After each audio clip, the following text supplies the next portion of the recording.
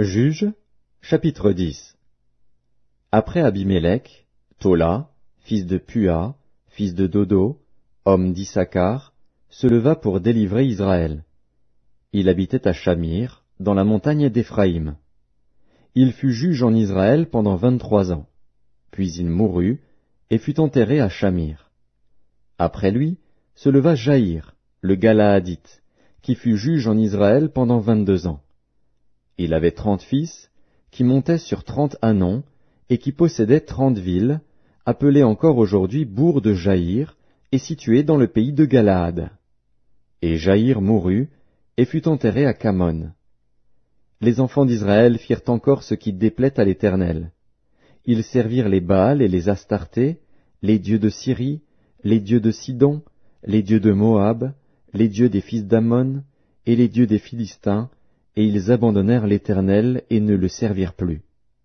La colère de l'Éternel s'enflamma contre Israël, et il les vendit entre les mains des Philistins et entre les mains des fils d'Ammon. Ils opprimèrent et écrasèrent les enfants d'Israël cette année-là, et pendant 18 ans tous les enfants d'Israël qui étaient de l'autre côté du Jourdain dans le pays des Amoréens en Galaad. Les fils d'Ammon passèrent le Jourdain pour combattre aussi contre Juda, contre Benjamin et contre la maison d'Éphraïm. Et Israël fut dans une grande détresse.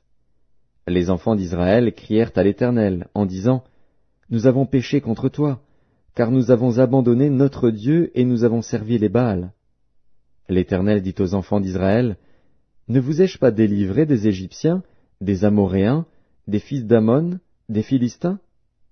Et lorsque les Sidoniens, Amalek et Maon, vous opprimèrent, et que vous criâtes à moi, ne vous ai-je pas délivré de leurs mains? Mais vous m'avez abandonné, et vous avez servi d'autres dieux. C'est pourquoi je ne vous délivrerai plus. Allez, invoquez les dieux que vous avez choisis, qu'ils vous délivrent au temps de votre détresse. » Les enfants d'Israël dirent à l'Éternel, « Nous avons péché, traite-nous comme il te plaira.